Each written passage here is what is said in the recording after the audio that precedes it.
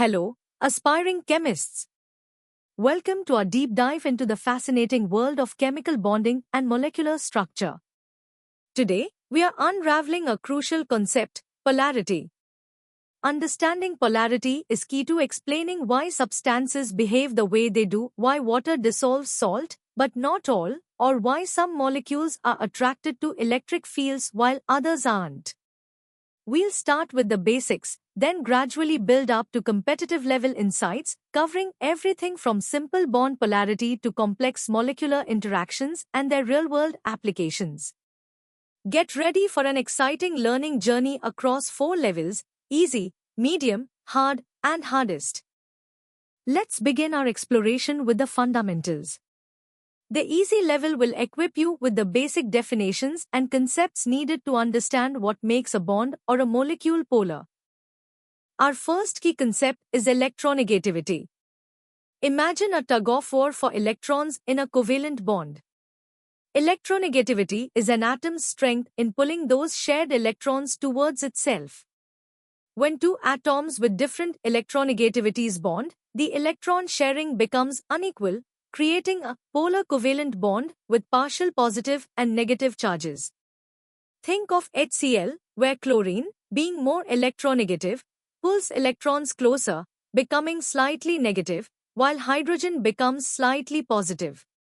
However, if the atoms have identical or very similar electronegativities, like in H2 or Cl2, electrons are shared perfectly equally, forming a nonpolar covalent bond with no charge separation. Now, let's extend this to entire molecules. Molecular polarity refers to whether a whole molecule has a net charge separation or a net dipole moment. This depends not just on individual bond polarities, but also on the molecule's overall shape. If the individual bond dipoles don't cancel each other out due to an asymmetrical arrangement, the molecule is polar. For instance, HCl is polar. Water, H2O, is also polar because its bent shape means the two OH bond dipoles don't cancel. But if bond dipoles are absent, or they perfectly cancel due to symmetry, the molecule is nonpolar. We'll explore more examples soon. Time to test your understanding. Here are 3 practice questions for the easy level. Pause the video, try to answer them on your own, and reinforce what you've just learned about electronegativity, polar and nonpolar bonds, and basic molecular polarity. Good luck! Ready to dive a bit deeper? The medium level will introduce you to the quantitative measure of polarity, the dipole moment, and how molecular shape plays a crucial role. The dipole moment, represented by the Greek letter mu, is a precise way to quantify polarity. It's a vector quantity, meaning it has both magnitude and direction, always pointing from the positive to the negative end of the dipole. We calculate it as the product of the magnitude of the charge separation and the distance between the charges.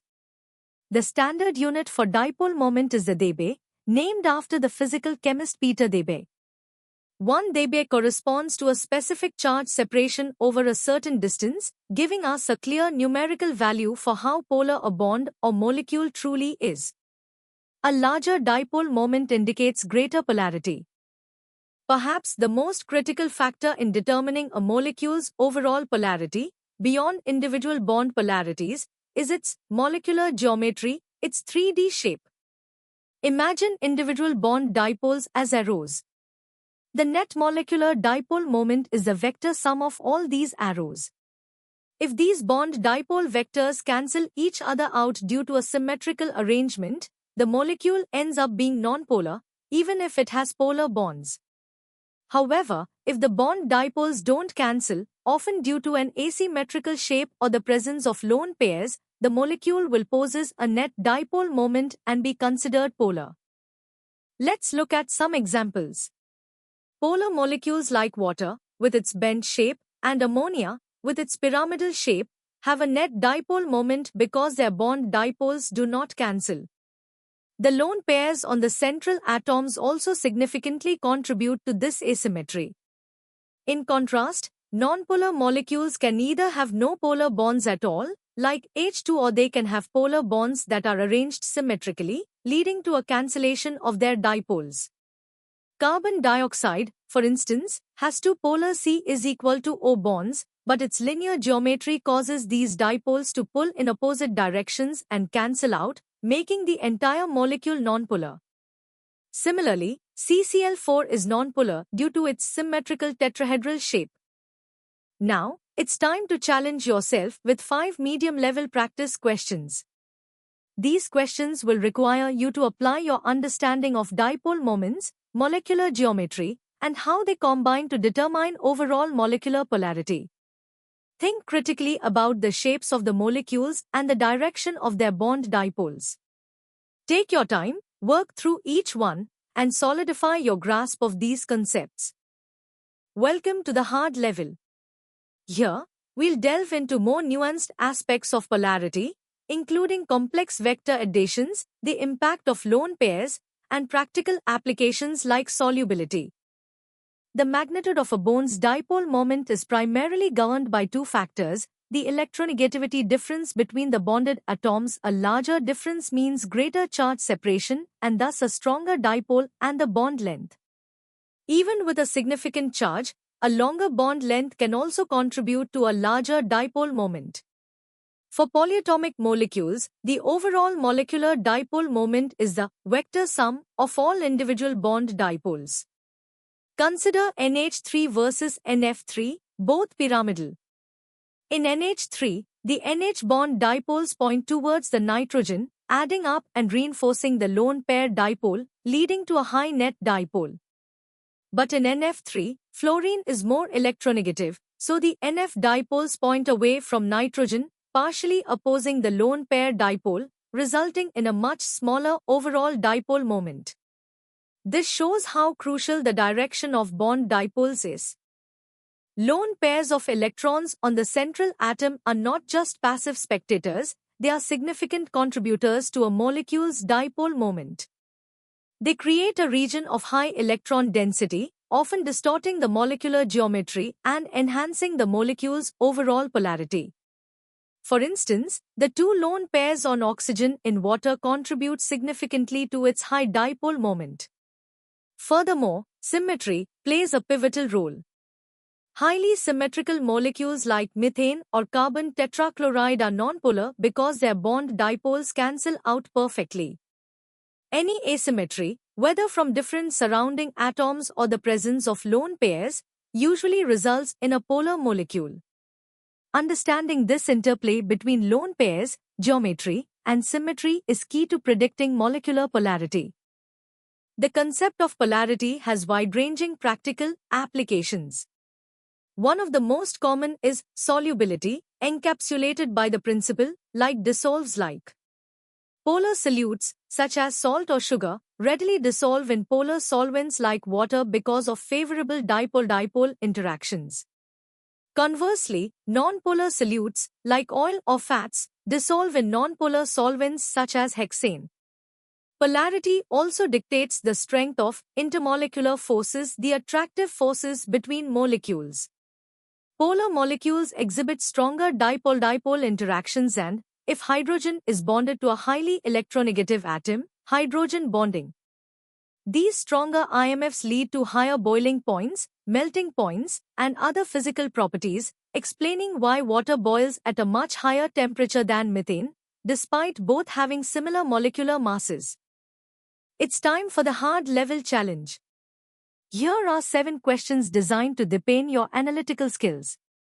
You'll need to apply your knowledge of vector addition of dipoles, the influence of lone pairs, and the practical implications of polarity, such as solubility and intermolecular forces. These questions require more detailed reasoning and a solid grasp of molecular structure. Take your time, draw structures if it helps, and provide comprehensive explanations for your answers. Welcome to the hardest level. This section is crafted for those aiming for top scores in competitive exams like GMAT. We'll explore advanced concepts, quantitative calculations, and the profound impact of polarity in chemistry and beyond. Let's get quantitative with dipole moments. While we use Debye units, it's insightful to calculate percentage ionic character. By comparing a bone's observed dipole moment with its theoretical dipole moment if it were 100% ionic, we can quantify how much ionic character a supposedly covalent bond possesses. This helps us understand the extent of charge separation. For instance, knowing that the charge of an electron is 4.8 x 1010 SU, and given a bond length, we can calculate the theoretical dipole for a purely ionic bond.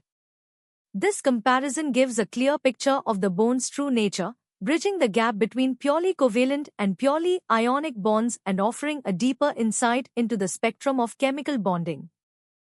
Polarity is a powerful tool for distinguishing between isomers. Consider cis-trans isomers like 1,2-dichloroethene. The cis form is polar because its CCl bond dipoles add up, while the trans form is nonpolar as its dipoles cancel out due to symmetry. Similarly, in substituted benzene rings, ortho, meta, and para isomers have distinct dipole moments. Para-dichlorobenzene is nonpolar, but ortho and meta forms are polar, differing in the magnitude of their dipole moments due to the vector sum of their bond dipoles. Furthermore, electronic effects like the inductive effect, where electron withdrawing or donating groups influence bond polarity through sigma bonds, and the resonance effect, involving pi electron delocalization, significantly alter molecular polarity.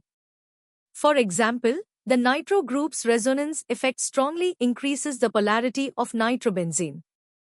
The significance of polarity extends deeply into biological systems. Water, with its exceptionally high polarity and capacity for hydrogen bonding, is the quintessential solvent for life, facilitating countless biochemical reactions and transport processes. Cell membranes are another prime example. They are constructed from phospholipids, which are amphipathic molecules possessing polar, hydrophilic heads and nonpolar, hydrophobic tails. This dual nature allows them to spontaneously form a bilayer structure, crucial for maintaining cellular integrity and regulating the passage of substances. Moreover, the intricate process of protein folding, which dictates a protein's function, is profoundly influenced by the interactions between polar and nonpolar amino acid residues. Hydrophobic interactions drive nonpolar groups to the protein's interior, while polar groups interact with the aqueous environment or form hydrogen bonds, stabilizing the precise three-dimensional structure essential for biological activity. Without polarity, life as we know it would simply not exist. Beyond theoretical understanding, dipole moments can be experimentally determined, typically by measuring the dielectric constant of a substance. This property reflects how molecules respond to and align within an electric field, providing a direct link to their polarity. These experimental values are crucial for validating theoretical models and understanding real-world molecular behavior. In material science, polarity is a foundational concept. It's instrumental in designing and understanding a wide array of materials, from polymers and surfactants to liquid crystals. For instance, the polarity of a polymer dictates its solubility, its interaction with other materials, and its overall physical properties. This knowledge allows engineers and chemists to tailor materials for specific applications, ranging from advanced electronics to biomedical devices, showcasing the far-reaching impact of this fundamental chemical concept. Now, let's tackle the first 5 questions in our hardest level challenge. These problems are designed to push your understanding to the limits, requiring you to apply quantitative calculations, compare isomers based on polarity, and connect electronic effects to overall molecular dipoles. Think critically about the underlying principles and how they manifest in different chemical contexts. Take your time, show your work, and strive for precision in your answers. Here are the remaining 5 questions for the hardest level. These questions delve into the practical implications of polarity in biological systems, advanced structural analysis, and further quantitative calculations. Mastering these types of problems is essential for excelling in competitive exams. Remember to consider all the factors we've discussed, from bond dipoles and molecular geometry to electronic effects and real-world applications. Good luck with these challenging problems, and may your understanding of polarity be complete. And that brings us to the end of our comprehensive journey into polarity. We've covered everything from basic definitions to advanced applications and quantitative analysis. We hope this session has not only clarified your understanding but also ignited your curiosity for chemistry. For more such in-depth educational content, practice problems, and expert guidance, make sure to visit synapse.omaps.in. Don't forget to subscribe to our channel for regular updates and more exciting lessons. Keep learning, keep exploring, and keep aiming for excellence in your G-Main preparation. See you in the next session.